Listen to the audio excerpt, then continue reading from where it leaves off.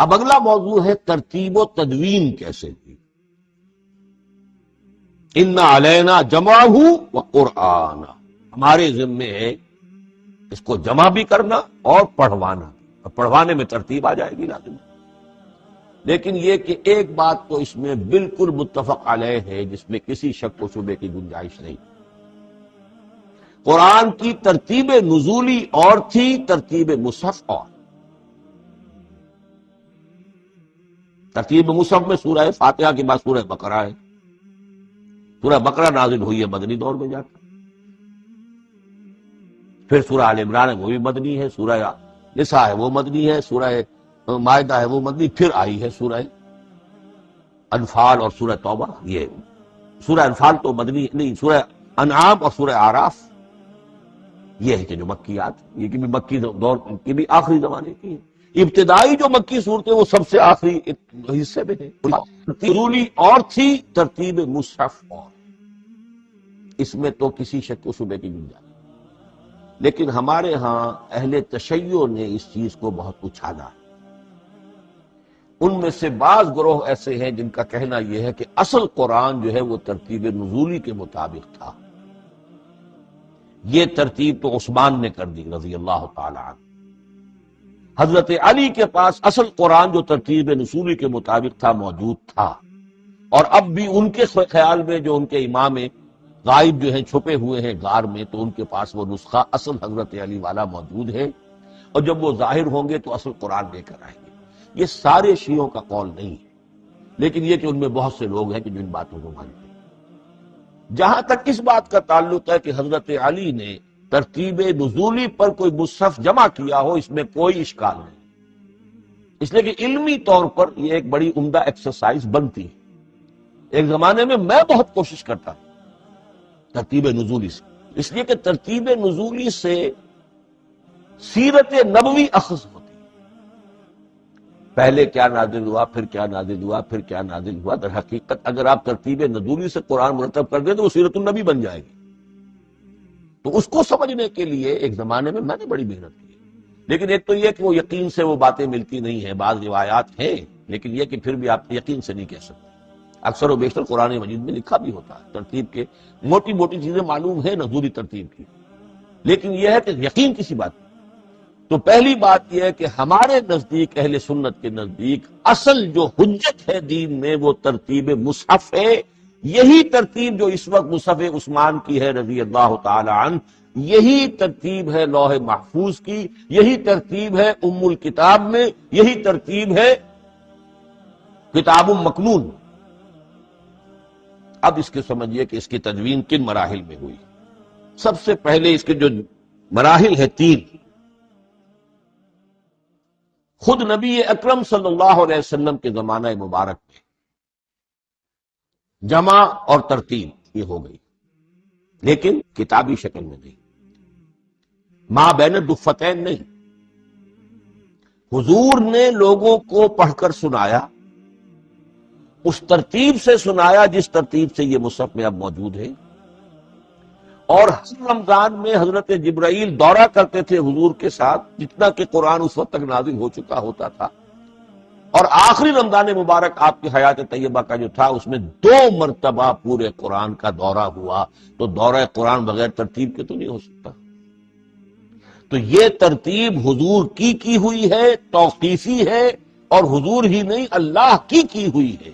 یہی ترتیب لوح محفوظ میں، کتاب مکنون میں اور ام الکتاب، اور یہ ترتیب حضور دے کر گئے ہیں صحابہ کرام.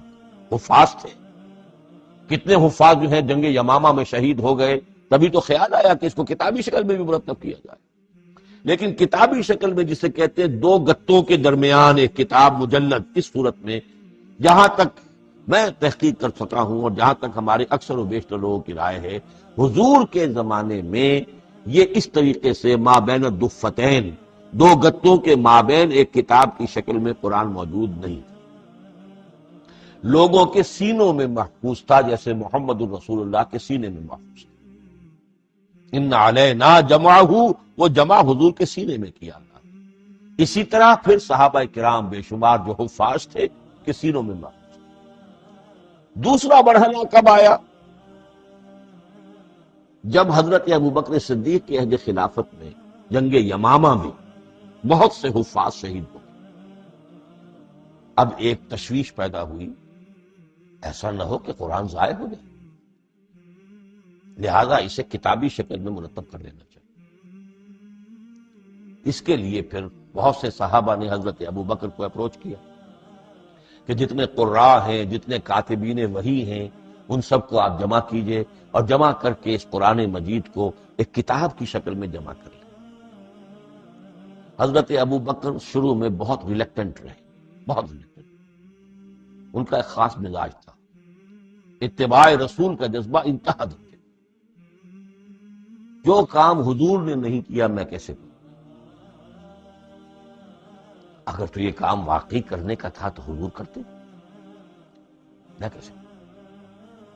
لیکن یہ کہ جب صورتحال بہت لوگوں کی طرف سے دباؤ پڑا کہ نہیں یہ کر لینا چاہیے، ان کے سامنے بھی حکمت آ گئی، تو پھر انہوں نے اتفاق کرتے ہوئے جتنے بھی کاتبین وحی تھے ان سب کی ایک کمیٹی بنائی اور ان کو کہا کہ اب اس قرآن کو مرتب کر کے ایک کتابی شکل دے دی جائے۔ وہ کتابی شکل حضرت ابوبکر کے دور میں ہو گئی۔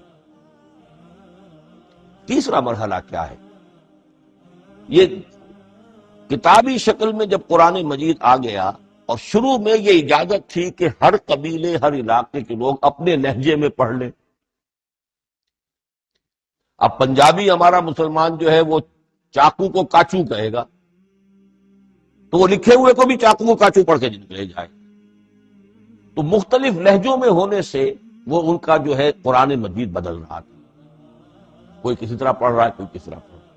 اب اس کی تشویش ہوئی حضرت عثمان کے زمانے میں، جب دور بہت پھیل گیا، اسلام کا دائرہ، دارالاسلام کی وسعت بہت ہو گئی، کہ اس طرح اگر یہ لوگ پڑھیں گے اور اپنے اپنے لہجے کی وجہ سے اب اس لہجے میں شکل بدل بھی جاتی ہے لفظ کی۔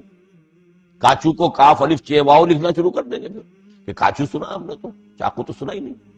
تو ایک لفظ ہے چاقو لکھ رہا ہے اور ایک کاچو لکھ رہا ہے، تو چاقو اور کاچو میں فرق ہو گیا۔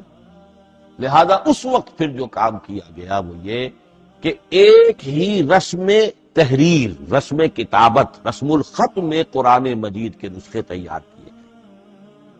اصل میں ایک بہت بڑا مغالطہ ہو جاتا ہے ہمارے جمعوں کے خطبوں میں، حضرت عثمان رضی اللہ تعالیٰ عنہ کے نام نامی کے ساتھ وہ قوافی جو ہیں ان کی مناسبت سے جامع آیات القرآن عثمان ابن عفان رضی اللہ تعالیٰ عنہ، غالب علی کل غالب علی ابن ابی طالب رضی اللہ تعالیٰ، یہ جو جوڑتے ہیں قافیے، تو حضرت عثمان کے نام کے ساتھ یہ قافیہ جوڑ دیا۔ اس سے لوگوں کو مغالطہ بھی ہوا اور دشمنوں نے ایکسپلائٹ کیا کہ اس کا مطلب یہ ہے کہ قرآن تو جمع ہوا ہے حضرت عثمان کے زمانے میں، اور حضرت عثمان کے زمانے میں اور حضور کے زمانے میں کم و بیش 15 سال کا فصل تو ہو چکا، گویا کہ قرآن مرتب ہی ہوا ہے حضور کے انتقال کے 15 برس بعد۔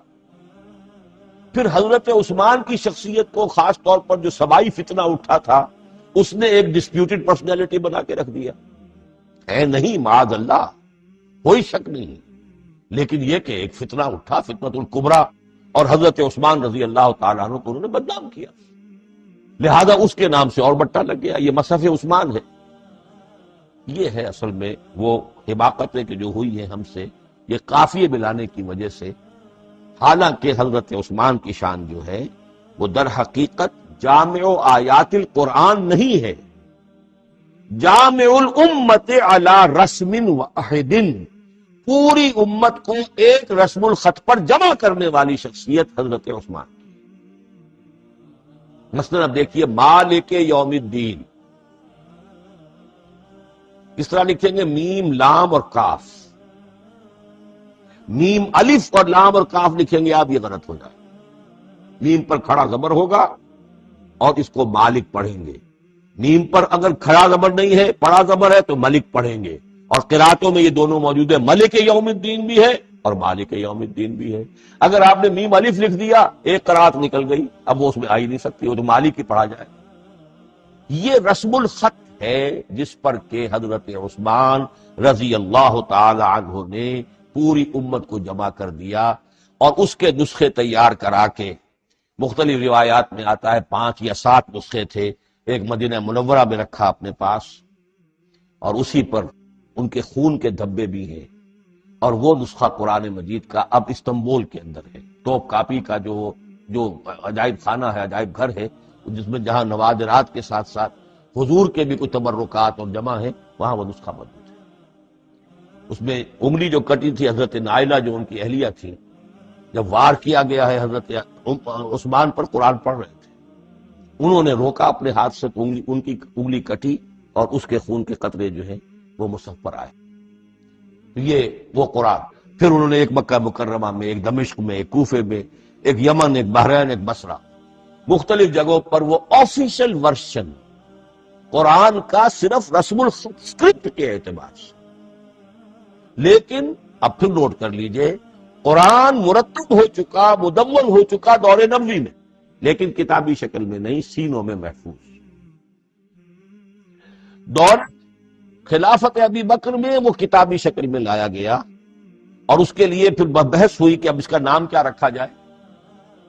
اس کے لیے کئی نام تجویز ہوئے، سفر بھی، انجیل بھی، وغیرہ وغیرہ، لیکن پھر اس کو حضرت عبداللہ ابن مسعود رضی اللہ تعالی عنہ نے اہل حبشہ سے استشہاد کرتے ہوئے مصحف نام رکھا۔ مصحف، یہ مصحف بن گیا حضرت ابو بکر کے زمانے میں، لیکن مصحف کی قرأت کے جو فرق ہو رہے تھے تو وہ لکھنے کے اندر بھی فرق آنا شروع ہو گیا۔ اس کو دور کیا حضرت عثمان نے، اس کا آفیشل ورشن تیار کروایا، ایک رسم الخط پر پوری امت کو جمع کر دیا، باقی جو نسخے تھے انہیں آپ نے پھر ضائع کر دیا، تاکہ کوئی اور یہ نہ رہے کہ اب یہ بھی ایک تھا پرانا نسخہ نکل آیا، اس میں تو یہ لفظ اس طرح لکھا ہوا ہے۔ تو جامع الامت علی رسم واحد، ایک ہی رسم الخط پر پوری امت کو جمع کرنے والی شخصیت وہ حضرت عثمان کی ہے رضی اللہ تعالی عنہ۔ بہرحال یہ نوٹ کیجئے کہ یہ مرحلہ بھی حضرت عثمان کے زمانے میں، تو یوں سمجھیے کہ حضرت عثمان کا پورا عہد بھی آپ جوڑ لیں تو آپ کی جو شہادت ہے وہ تقریباً یوں سمجھیے کہ حضور کے انتقال کے وہ 25 برس بعد ہے۔ گویا ربع صدی کے اندر اندر حضور کے انتقال کے بعد، چوتھائی صدی کے اندر اندر سارے مراحل طے۔ یہی وجہ ہے، میں نے شروع میں آپ کو بتایا تھا کہ پوری دنیا یہ مانتی ہے کہ آج جو قرآن مسلمانوں کے پاس ہے، یہ ہے وہی جو محمد عربی صلی اللہ علیہ وسلم نے اپنی امت کو دیا تھا۔ یہ دوسری بات ہے کہ ہم سمجھتے ہیں کہ محمد عربی صلی اللہ علیہ وسلم کو یہ اللہ کے کلام کی صورت میں حضرت جبرائیل نے پہنچایا تھا، وہ اس کو نہیں مانتے، لیکن یہ حصہ اس کا ماننے پر مجبور ہیں کہ وہ اصل قرآن اپنی اسی انٹیگریٹی کے ساتھ، اپنے پوری پیور، اس کا جو بھی ہے ٹیکسٹ پیور ہے، اور اس کی انٹیگریٹی میں کوئی شک و شبہ کی گنجائش نہیں ہے کہ یہ وہی شے ہے جو محمد نے اپنی امت کو عطا فرمائی تھی صلی اللہ علیہ وسلم۔